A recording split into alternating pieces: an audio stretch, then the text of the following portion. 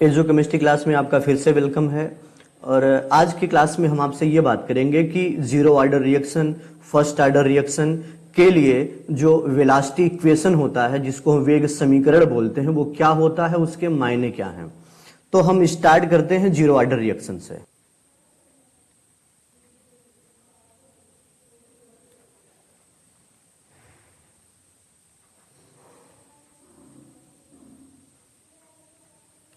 तो zero order reaction, तो जरा ये देख लेते हैं कि जीरो ऑर्डर रिएक्शन की प्रॉपर्टी क्या क्या होती है। तो जैसा कि आप जानते हैं, जीरो ऑर्डर रिएक्शन ऐसे रिएक्शन होते हैं जिसमें कि जो रिएक्शन वेलोसिटी होती है वो किसी भी रिएक्टेंट की कंसंट्रेशन के जीरो पावर पर डिपेंड करती है या कंसंट्रेशन पर डिपेंड नहीं करती है। जैसे अगर हम किसी रिएक्शन के बारे में बात करें, जैसे अगर ये रिएक्शन हो गया A plus B equal to product, अगर ये कोई रिएक्शन है A plus B equal to product, तो यहां पे आप जानते हैं कि रिएक्शन के जीरो ऑर्डर के होने के मायने क्या हैं। तो हम एक काम जरा ये देख लेते हैं। यहां से आप जानते हैं कि रिएक्शन का जो रेट होगा वो डायरेक्टली प्रोपोर्शनल होगा कंसंट्रेशन A पावर जीरो के, ये आप समझते हैं। रिएक्शन का जो रेट होगा वो फिर से B की कंसंट्रेशन के भी जीरो पावर पर डिपेंड करेगा। तो इस तरीके से A और B दोनों के आर्डर जीरो हो गए, दोनों रिएक्टेंट के आर्डर जीरो हैं, तो फाइनली रिएक्शन का आर्डर भी जीरो हो गया। हम इसके रेट इक्वेशन के बारे में बात कर रहे थे, रेट इक्वेशन के बारे में, हिंदी में बोलते हैं वेग समीकरण।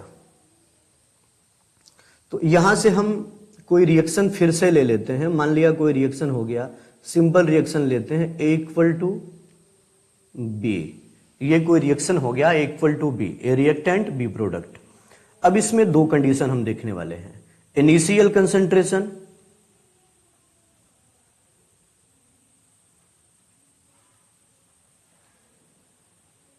Initial concentration means T equal to zero पर, और बाद में देखेंगे फाइनल कंसंट्रेशन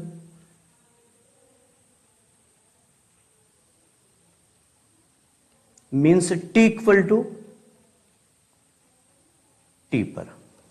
तो ये दो टर्म हम देखने वाले हैं कि रिएक्टेंट A और B की इनिशियल कंसंट्रेशन क्या होगी और रिएक्टेंट A और B की फाइनल कंसंट्रेशन क्या होगी। तो स्टार्ट में हमने लिया T इक्वल टू जीरो और बाद में हमने देखा T इक्वल टू T।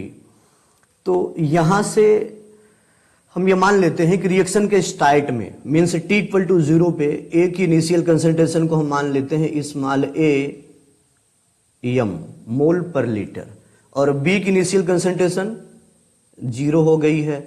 और B की इनिशियल कंसंट्रेशन जीरो क्यों है आप समझते हैं, क्योंकि T इक्वल टू जीरो है मीन्स रिएक्शन स्टार्ट हुए अभी जीरो टाइम हुआ है, रिएक्शन स्टार्ट ही नहीं हुआ है, तो कोई भी प्रोडक्ट कोई भी बना नहीं है, तो B की कंसंट्रेशन जीरो हो गई। अच्छा, रिएक्शन में T टाइम के बाद आप मानते हैं कि A की कंसंट्रेशन कुछ न कुछ घटेगी जरूर, क्योंकि रिएक्टेंट है। तो हम ये मान लेते हैं कि T टाइम के बाद A की कंसंट्रेशन जो कि स्मॉल a थी उसमें नेगेटिव चेंज हुआ मीन्स घटी, और नेगेटिव चेंज कितना हुआ A माइनस एक्स। तो बाय रिएक्शन स्टाइकियोमेट्रिक कोफिशिएंट वगैरह सब कुछ आप जानते हैं। तो बाय रिएक्शन आपको यह पता चला कि अगर A की कंसंट्रेशन A से A माइनस यक्स हो गई है तो कंसंट्रेशन में होने वाला चेंज कितना है, यक्स है ना। और बाय रिएक्शन आप जानते हैं कि अगर A का एक मोल खर्च होगा तो B का एक मोल बनेगा। यहां पे रिएक्शन में आपने ध्यान दिया होगा कि A का यक्स मोल खर्च हुआ है, तो सिंपल बात है B का यक्स मोल जो है B का यक्स मोल बना होगा। तो B की कंसंट्रेशन फाइनल कितनी हो गई, यक्स मोल पर लीटर। अब यहां से आप जानते हैं कि रिएक्शन का जो रेट निकालते हैं वो कैसे निकालते हैं। तो रिएक्शन का रेट रिएक्टेंट A के टर्म में भी निकाल सकते थे, और रिएक्शन का जो रेट है वो प्रोडक्ट B के टर्म में भी निकाल सकते थे। तो रिएक्शन का रेट हम रिएक्टेंट A के टर्म में निकाल रहे हैं। तो आपको मिलेगा R इक्वल टू, और आप जानते हैं रिएक्टेंट के टर्म में जब भी निकालते हैं तो नेगेटिव साइन यूज करते हैं। क्यों, क्योंकि रिएक्टेंट की कंसंट्रेशन में होने वाला चेंज नेगेटिव होता है, क्योंकि रिएक्टेंट की कंसंट्रेशन विद टाइम लगातार डिक्रीज होती है, घटती है। तो ये हो गया R equal to minus, reactant A के टर्म में हम निकाल रहे हैं, तो R इक्वल टू माइनस और A की फाइनल कंसंट्रेशन जो कि कितनी है, A माइनस यक्स है, ये A की फाइनल कंसंट्रेशन माइनस A की इनिशियल कंसंट्रेशन जो कि कितनी है, स्मॉल a है।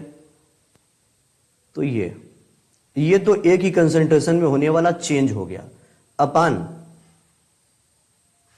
टाइम कितना है, तो टाइम कुल लगा है final time minus initial time, तो t minus zero, t minus zero. आप देखेंगे ये a और a कैंसिल हो गया, a है माइनस a है, कैंसिल हो गया, अंदर ब्रैकेट में है माइनस एक्स और बाहर है नेगेटिव साइन, तो कुल मिला के वैल्यू हमको मिल गई x बाई टी। इसको हमने नाम दिया इक्वेशन 1।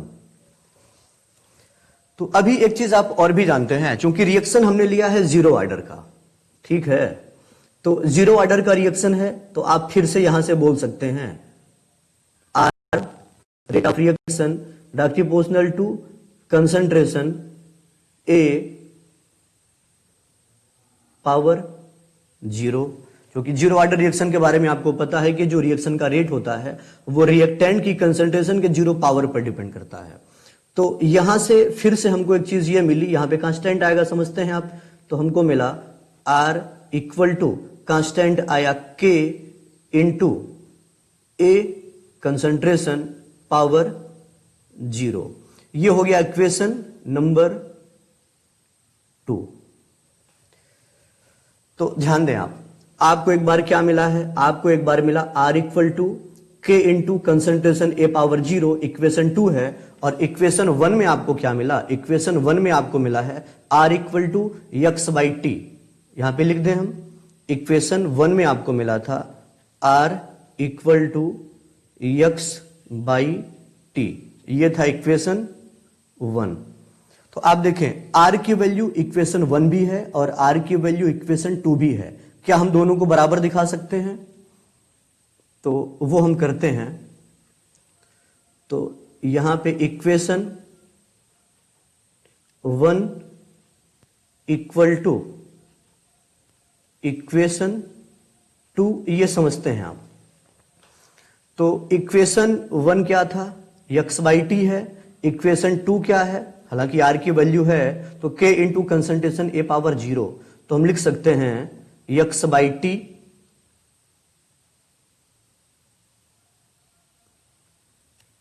हमको मिला यक्स बाई टी, यहां से इक्वेशन 1 से R की वैल्यू है, और इक्वेशन 2 से R की वैल्यू हमको क्या मिली है, K into A concentration power zero.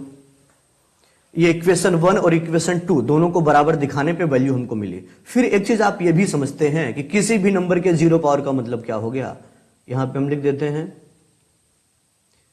Concentration A power zero equal to 1 होगा, क्योंकि किसी भी नंबर का जीरो पावर 1 होता है हमेशा।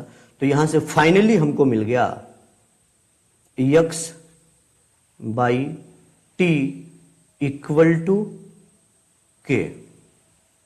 वेलासिटी इक्वेशन ये है velocity equation of zero order reaction.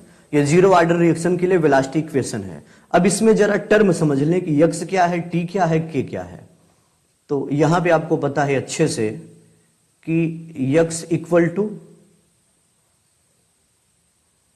तो x equal to concentration change, x concentration में होने वाला चेंज है, टी इक्वल टू टाइम है, और के आपको पता है रिएक्शन का वेलासिटी कांस्टेंट है। रिएक्शन का वेलासिटी कांस्टेंट। तो ये टर्म आपने समझे होंगे। तो ये जो रिएक्शन फाइनली हमको मिला है, आपने शायद ध्यान दिया होगा, ये जो रिएक्शन हमको फाइनली मिला है, इसी रिएक्शन को हम बोलते हैं, या इसी इक्वेशन को हम बोलते हैं जीरो ऑर्डर रिएक्शन के लिए रेट इक्वेशन। और ये चीजें आपको हम क्यों बता रहे हैं, क्योंकि ये जो वेलोसिटी, आप हमेशा याद रखें, ये जो वेलोसिटी इक्वेशन होते हैं वो किसी भी रिएक्शन के वेलोसिटी कांस्टेंट और टाइम और कंसंट्रेशन में होने वाला चेंज, या by the way final concentration भी हो सकता था जो कि आपको फर्स्ट ऑर्डर रिएक्शन में मिलेगा, या इनिशियल कंसंट्रेशन, ये भी फर्स्ट ऑर्डर में आपको मिलेगा। तो वेलोसिटी इक्वेशन हमेशा क्या करते हैं, वो किसी भी रिएक्शन के velocity constant, time, concentration change, final concentration या इनिशियल कंसंट्रेशन में संबंध बताते हैं। ये चीज आप याद रखेंगे। अभी जरा आपसे हम ये बात कर लेते हैं कि वाकई में जीरो ऑर्डर रिएक्शन के कैरेक्टर क्या क्या होते हैं। तो आपको पता है, आप जानते हैं कि जीरो ऑर्डर रिएक्शन ऐसे रिएक्शन होते हैं जिसमें कि रेट ऑफ रिएक्शन किसी भी रिएक्टेंट की कंसंट्रेशन पर डिपेंड करती ही नहीं है। इसके कुछ एग्जाम्पल आपको हम जरा बता देते हैं। हम आपसे जीरो ऑर्डर रिएक्शन के कुछ एग्जाम्पल के बारे में बात करने वाले हैं। तो examples of zero order reaction, examples of zero order reaction. तो जैसे ये रिएक्शन जरा ध्यान से देख लें आप, ये अमोनिया का थर्मल डिसोसिएशन है। तो रिएक्शन है 2NH3 equal to N2 plus 3EH2। अब इसमें जैसा कि आप लॉ ऑफ मास एक्शन से आपको पता भी होगा कि वाकई में किसी भी रिएक्शन की रेट जो है वो रिएक्टेंट की कंसंट्रेशन पर डिपेंड करती है। रिएक्टेंट की कंसंट्रेशन अगर ज्यादा होगी तो रेट ऑफ रिएक्शन भी ज्यादा होता है, और रिएक्टेंट की कंसंट्रेशन बाय द वे बाद में कम हो जाती है तो रेट ऑफ रिएक्शन भी डिक्रीज हो जाता है, रिएक्शन वेलोसिटी घट जाती है। लेकिन ये चीजें जो कि लॉ ऑफ मास एक्शन है वो जीरो ऑर्डर रिएक्शन पर फॉलो नहीं होता है। वाकई में ये देखा गया कि ये जो भी रिएक्शन है, अमोनिया का थर्मल डिकम्पोजिशन है, अमोनिया को हम हीट करते हैं तो अमोनिया नाइट्रोजन गैस में और हाइड्रोजन गैस में ब्रेक डाउन हो जाती है। तो इसमें इस रिएक्शन पर आपने ध्यान दिया तो बाई एक्सपेरिमेंट से ये पता चला कि अगर प्लेटिनम कैटलिस्ट के प्रेजेंस में ये रिएक्शन हो रहा है, आपको यह पता है कि यहां पे अमोनिया का थर्मल डिकम्पोजिशन हो रहा है प्लेटिनम कैटलिस्ट के प्रेजेंस में, अमोनिया का ब्रेकडाउन हो रहा है नाइट्रोजन गैस में, हाइड्रोजन गैस में। और आप लॉ ऑफ मास एक्शन से यह भी आपको पता है कि NH3 की कंसंट्रेशन मींस रिएक्टेंट की कंसंट्रेशन अगर ज्यादा है स्टार्ट में तो रेट ऑफ रिएक्शन भी ज्यादा होगा, लेकिन बाद में अगर NH3 की कंसंट्रेशन डिक्रीज हो जाती है तो रेट ऑफ रिएक्शन भी डिक्रीज हो जाना चाहिए। लेकिन इस रिएक्शन में बाय एक्सपेरिमेंट ये देखा गया कि स्टार्ट में जब NH3 की कंसंट्रेशन ज्यादा होती है तब रेट ऑफ रिएक्शन जितना होता है, और बाद में NH3 की कंसंट्रेशन जब घट जाती है, NH3 बाद में जब काफी खर्च हो चुका होता है तो NH3 की कंसंट्रेशन कम होने पर भी रेट ऑफ रिएक्शन में कोई चेंज नहीं होता है। ऐसा देखा गया बाय एक्सपेरिमेंट। माने आप ये मानते होंगे हम यहां पे इस रिएक्शन का रेट ला लिख सकते हैं जो कि आइडर के सेंस में होगा, और आइडर हमेशा एक्सपेरिमेंट से मिलता है। तो जब ये देखा गया कि कंसंट्रेशन, अमोनिया की कंसंट्रेशन चेंज करने पर भी रेट ऑफ रिएक्शन चेंज नहीं होगा, माने रिएक्शन जिस स्पीड से स्टार्ट में हो रहा था रिएक्शन उसी स्पीड से बिल्कुल लास्ट तक चलता रहेगा, रिएक्शन वेलोसिटी में with concentration change. Concentration change होने पर भी रिएक्शन की वेलोसिटी में कोई चेंज नहीं होगा। तो रेट ला हम कैसे लिखेंगे इस रिएक्शन का, R directly proportional to NH3 concentration power 0। और ऐसा होने पे आप समझते हैं कि रिएक्शन जो है वो जीरो ऑर्डर का हो गया है। हम जरा किसी दूसरे एग्जांपल की बात करते हैं। तो दूसरा एग्जांपल जरा देखें आप, ये hydrogen gas, H2 gas plus Cl2 gas, दोनों आपस में रिएक्ट करते हैं इन प्रेजेंस ऑफ फोटोलाइट। तो क्या बन जाएगा आपको पता है, 2HCl बनेगा 2HCl बनेगा। तो यहां भी ये देखा गया कि रिएक्शन का जो रेट होता है, रिएक्शन की जो वेलोसिटी होती है, वो हाइड्रोजन की अमाउंट कितनी भी ज्यादा हो या बाद में हाइड्रोजन की अमाउंट कितनी भी कम हो जाए, हाइड्रोजन की अमाउंट ज्यादा है या बाद में हाइड्रोजन की अमाउंट कम हो जाए, क्लोरीन की अमाउंट ज्यादा है या बाद में क्लोरीन की अमाउंट कम हो जाए, तो हाइड्रोजन और क्लोरीन की कंसंट्रेशन चेंज होने पर रिएक्शन वेलोसिटी पर कोई चेंज नहीं होता है। तो फिर से सेम मैटर है। तो आपने देखा कि अगर रिएक्शन का जो रेट है वो हाइड्रोजन की कंसंट्रेशन पर डिपेंड ना करे, तो हम लिख सकते हैं ना कि rate of reaction directly proportional to hydrogen concentration power 0। फिर आप ये भी जानते हैं कि रेट ऑफ रिएक्शन जो है वो क्लोरीन की कंसंट्रेशन चेंज करने पर भी चेंज नहीं होता है। ये सारी चीजें बाय एक्सपेरिमेंट मिली हैं, क्योंकि आइडर के बारे में आपको वैसे भी पता है। तो फिर से हम लिखेंगे कि रिएक्शन का जो रेट है वो Cl2 की कंसंट्रेशन पर भी डिपेंड नहीं करता है, माने Cl2 की कंसंट्रेशन के 0 पावर पर डिपेंड करता है। अगर हम दोनों को मिक्स करें तो हमको मिलेगा R directly proportional to H2 concentration power 0 into Cl2 concentration power 0। तो आपने देखा रिएक्शन फिर से जीरो ऑर्डर रिएक्शन है। तो ये तो जीरो ऑर्डर रिएक्शन के कुछ एग्जाम्पल थे। और अभी एक बड़ी बात जीरो ऑर्डर रिएक्शन के बारे में आप जानते रहेंगे, और ये लॉ ऑफ मास एक्शन से आपको मिल भी जाएगा कि जितने भी रिएक्शन होते हैं वो सारे रिएक्शन में क्या होता है, विथ टाइम, क्योंकि आपको लॉ ऑफ मास एक्शन अच्छे से पता है, तो सारे रिएक्शन में क्या होता है, विथ टाइम रिएक्टेंट की कंसंट्रेशन डिक्रीज होती है, रिएक्टेंट खर्च होते रहते हैं, और उसी रिएक्टेंट की कंसंट्रेशन पे जो रिएक्शन की वेलोसिटी होती है वो डिपेंड करती है। और जब रिएक्टेंट की कंसंट्रेशन विथ टाइम डिक्रीज होगी, घटेगी, तो रेट ऑफ रिएक्शन भी लगातार विथ टाइम घटता रहता है। माने हर रिएक्शन में यही होता है कि विथ टाइम रिएक्शन की स्पीड लगातार स्लो होती जाती है, और लास्ट तक पहुंचते पहुंचते रिएक्शन की स्पीड इतनी स्लो हो चुकी होती है कि वाकई में कोई भी रिएक्शन कभी भी 100% कंप्लीट होता ही नहीं है। लेकिन ये सारी बातें जो हमने आपसे बताई, या ये सारी बातें जीरो ऑर्डर रिएक्शन पर लागू नहीं होती है। क्यों? क्योंकि जीरो ऑर्डर रिएक्शन, एक लाइन में आप समझ लें, जीरो ऑर्डर रिएक्शन जो होते हैं वो कंसंट्रेशन इंडिपेंडेंट रिएक्शन होते हैं। जीरो ऑर्डर रिएक्शन पे या जीरो ऑर्डर रिएक्शन की वेलोसिटी पे कंसंट्रेशन ज्यादा हो कम हो, तो जीरो ऑर्डर रिएक्शन की वेलोसिटी पे कंसंट्रेशन चेंज का कोई फर्क नहीं पड़ता है। ये चीजें आप जानते रहेंगे। तो एकमात्र ऐसी अभिक्रियाएं हैं जीरो ऑर्डर रिएक्शन जो कि 100% कंप्लीट होती हैं, पहली बात। और दूसरी बात यह है कि जीरो ऑर्डर रिएक्शन में start to end reaction velocity कभी भी चेंज नहीं होती है। क्यों? क्योंकि जीरो ऑर्डर रिएक्शन कंसंट्रेशन पर डिपेंड करता ही नहीं है। कंसंट्रेशन घटेगी, ज्यादा हो जाएगी, फिर भी रेट ऑफ रिएक्शन सेम रहेगा, क्योंकि कंसंट्रेशन की 0 पावर पर डिपेंड करती है rate of reaction zero order reaction में। यह चीज आप जानते हैं। तो अभी हम फर्स्ट ऑर्डर रिएक्शन के लिए रेट इक्वेशन देखने वाले हैं। तो रेट इक्वेशन हम मान लेते हैं कि यहां पे कोई सिंपल रिएक्शन है, A equal to B। Simple reaction है A इक्वल टू B, और यहां पे अगर कुछ ऐसा हो कि रिएक्शन में A की जो इनिशियल कंसंट्रेशन है वो स्मॉल a हो, A की इनिशियल कंसंट्रेशन स्मॉल a हो, और B की इनिशियल कंसंट्रेशन जो कि प्रोडक्ट भी है, तो इनिशियल में क्या होगा, B बना ही नहीं है, तो B की कंसंट्रेशन 0। और ये वैल्यू जो है, ये इनिशियल वैल्यू यहां पे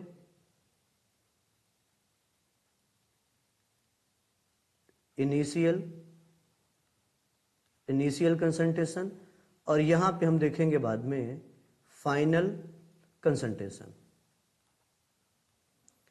तो फाइनल कंसंट्रेशन में क्या होगा, मान लेते हैं कि रिएक्शन जो है उसमें A आपको पता है A की कंसंट्रेशन लगातार डिक्रीज होगी, तो ये A की कंसंट्रेशन डिक्रीज होके हो गई A माइनस यक्स मोल पर लीटर, और जब ये यक्स खर्च होगा तो आपको पता है ये यक्स बनेगा। तो B की कंसंट्रेशन फाइनल कितनी हो गई, B की फाइनल कंसंट्रेशन हो गई यक्स।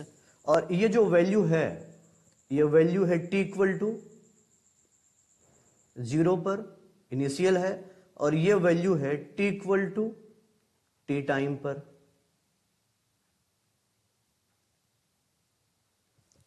तो देखिए, तो फर्स्ट ऑर्डर रिएक्शन के लिए जो रेट इक्वेशन हमको मिलने वाला है वो बाय इंटीग्रेशन मिलेगा, इंटीग्रेशन से मिलेगा। लेकिन एक चीज आप यह भी जानते रहेंगे कि फर्स्ट ऑर्डर रिएक्शन का जो रेट इक्वेशन होगा उस पे हमको न्यूमेरिकल मिलता है, उसके डेरिवेशन के कोई मायने नहीं है। तो हम सीधे रिएक्शन का फार्मूला देखते हैं कि फार्मूला क्या होगा। तो फार्मूला यहां से क्या बन जाएगा, फार्मूला यहां से बनेगा K equal to 2.303 by t into log base 10 पे है, तो A upon A minus x. तो ये जो है ये फर्स्ट ऑर्डर रिएक्शन के लिए वेलोसिटी इक्वेशन है। ये सारे टर्म आप पहचान लें, इसमें से K equal to velocity constant जानते हैं आप, वेलोसिटी कांस्टेंट, रिएक्शन का वेलोसिटी कांस्टेंट है K। और ये जो A है आप यहां से देख पा रहे होंगे, जो A है वो क्या है, रिएक्टेंट की इनिशियल कंसंट्रेशन है। तो A equal to initial concentration of reactant, और A माइनस एक्स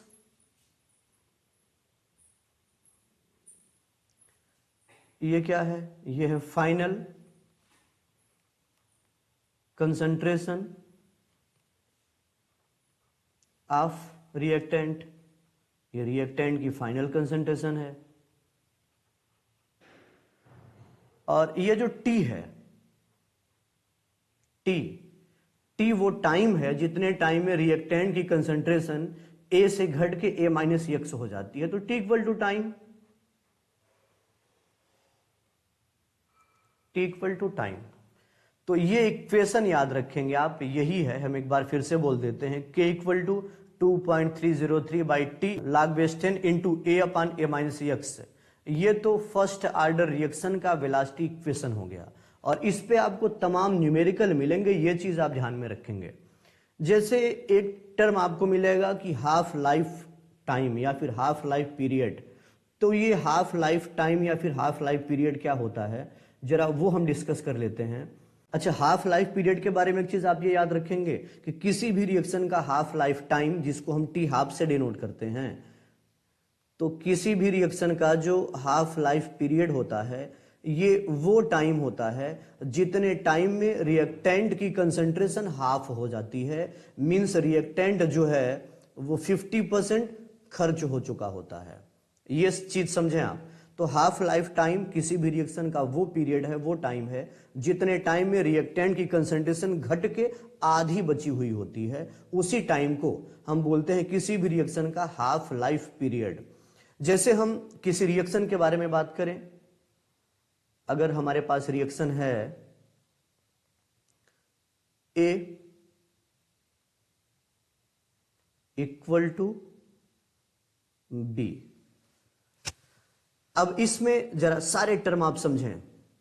इसमें क्या है, initial means T equal to 0 पे A की कंसंट्रेशन स्मॉल a है, ये 0 है, और T इक्वल टू T पर कंसंट्रेशन घट गई, A माइनस एक्स हो गई, और ये है एक्स। ये सारे टर्म आप समझते हैं।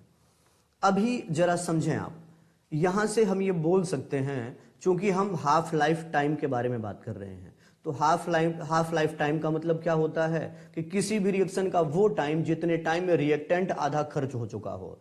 तो हम क्या बोलेंगे, हम A माइनस एक्स, बात समझें आप, हम लिख सकते हैं A minus x equal to A/2। क्या ये चीज आप समझते हैं? क्योंकि रिएक्टेंट जो है वो आधा खर्च हो चुका है या फिर आधा बचा है, जैसे भी समझें आप। तो तो मीन्स यहां पे जो रिएक्टेंट की फाइनल कंसंट्रेशन होगी वो रिएक्टेंट की इनिशियल कंसंट्रेशन का हाफ हमने दिखाया, ये समझते हैं आप। अब यहां पे जो फर्स्ट ऑर्डर रिएक्शन का रेट इक्वेशन हमको मिला था वही लेके हम चलते हैं। तो हमको क्या मिला था, हमको मिला था K equal to 2.303 upon T into log base 10 पे है A upon A minus x, यही तो वैल्यू हमको मिली थी। अब इसमें एक काम हमको करना है, हम ये करेंगे कि हम A माइनस यक्स के बदले में रखेंगे क्या, A बाई 2, ये चीज आप समझते हैं ना। तो A माइनस यक्स के बदले में A बाई 2 हमको रखना है।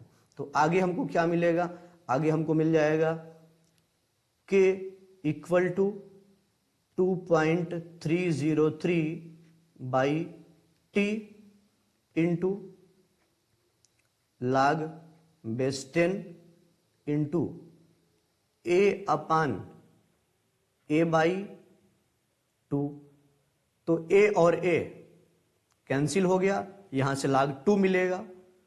तो K equal to 2.303 by T into log 2 जो कि बेस 10 पे है। और सबको पता है, आप log 2 की वैल्यू जानते हैं, होता है log 2 इक्वल टू 0.3010, ये log 2 की वैल्यू है। तो log 2 की वैल्यू हम यहां पे रख देते हैं, तो हमको मिलेगा K equal to 2.303 by T into 0.3010, ये समझें आप।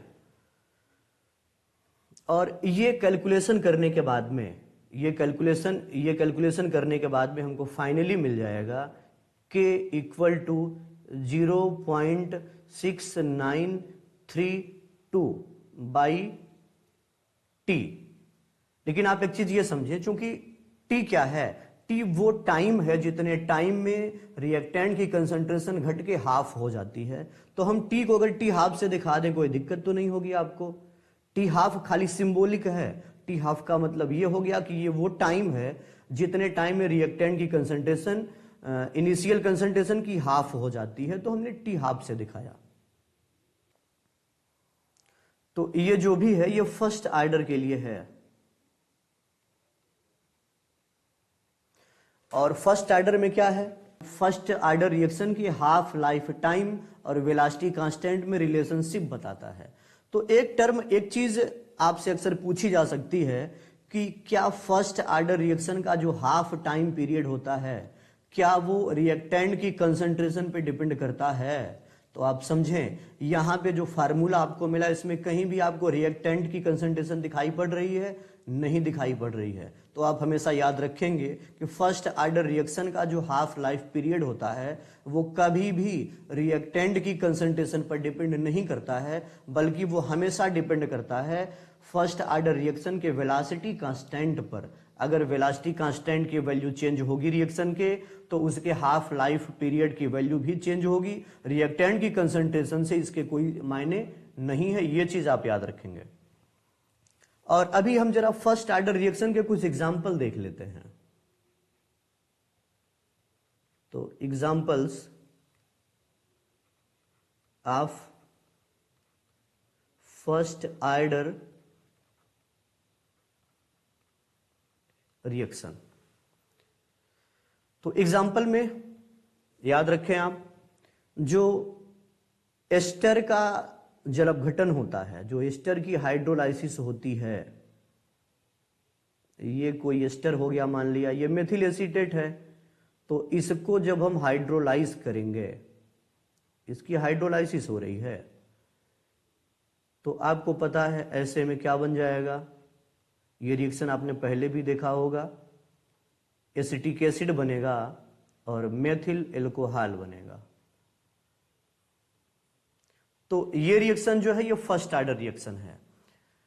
क्योंकि यहाँ पे H2O एक्सेस में होता है, आप जानते हैं, आपने पिछली वीडियो में देखा भी था, और जो भी सब्सटेंस एक्सेस में होते हैं उनकी खुद की आर्डर 0 होती है। तो बाय एक्सपेरिमेंट ये देखा गया कि इस रिएक्शन का जो आर्डर है या इस रिएक्शन का जो रेट है वो केवल मेथिल एसीटेट की कंसंट्रेशन के फर्स्ट पावर पर डिपेंड करता है। तो इसका आर्डर 1 हो गया, इसका आर्डर 0 है, आप जानते हैं, जो कि एक्सेस में है। तो इस तरीके से पूरे रिएक्शन का आर्डर कितना हो गया, फर्स्ट हो गया। और हम फर्स्ट आर्डर रिएक्शन के लिए जरा दूसरे एग्जाम्पल के बारे में बात कर लेते हैं। जैसे ये रिएक्शन आप देखें, जो N2O5 होता है, डाई नाइट्रोजन पेंटाक्साइड, तो इसका जो थर्मल डिकम्पोजिशन होता है वो भी फर्स्ट आर्डर रिएक्शन है। तो रिएक्शन क्या हो जाएगा, रिएक्शन हो जाएगा 2N2O4 डाई नाइट्रोजन टेट्राक्साइड बनेगा और ऑक्सीजन बनेगी।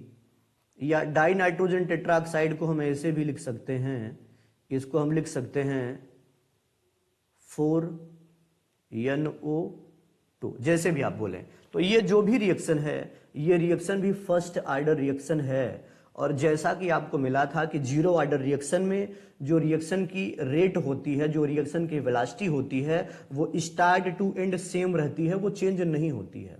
लेकिन वो चीज यहां पे फर्स्ट आर्डर रिएक्शन में फॉलो नहीं होगी।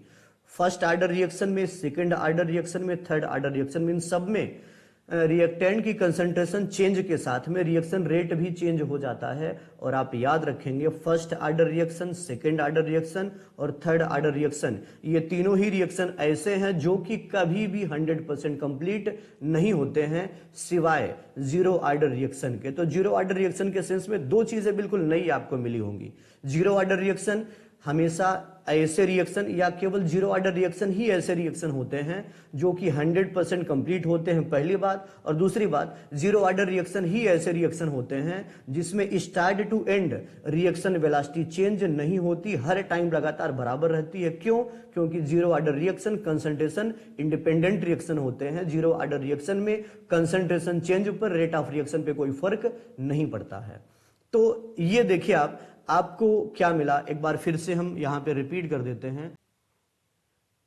जीरो आर्डर के लिए रेट इक्वेशन हमको क्या मिला था, K = X बाई टी। और फर्स्ट आर्डर के लिए हमको रेट इक्वेशन क्या मिला था, फर्स्ट आर्डर के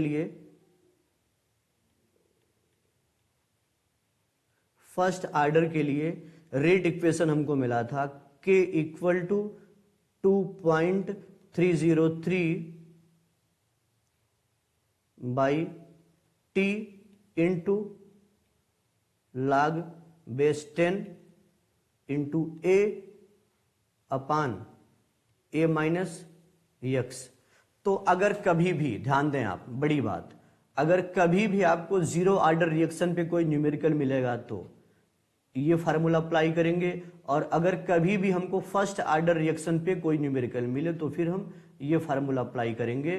तो जीरो आर्डर रिएक्शन के लिए फार्मूला ये है, इसको हम बोलते हैं रेट इक्वेशन, मीन्स वेग समीकरण, और ये फर्स्ट आर्डर रिएक्शन के लिए रेट इक्वेशन है, वेग समीकरण है। तो इन पे आपको न्यूमेरिकल मिलेंगे, ये चीज आप ध्यान रखेंगे, या फिर इन पे जब भी न्यूमेरिकल मिलेंगे जीरो आर्डर का, फर्स्ट आर्डर का, तो इन्हीं फार्मूले से हम करने वाले हैं।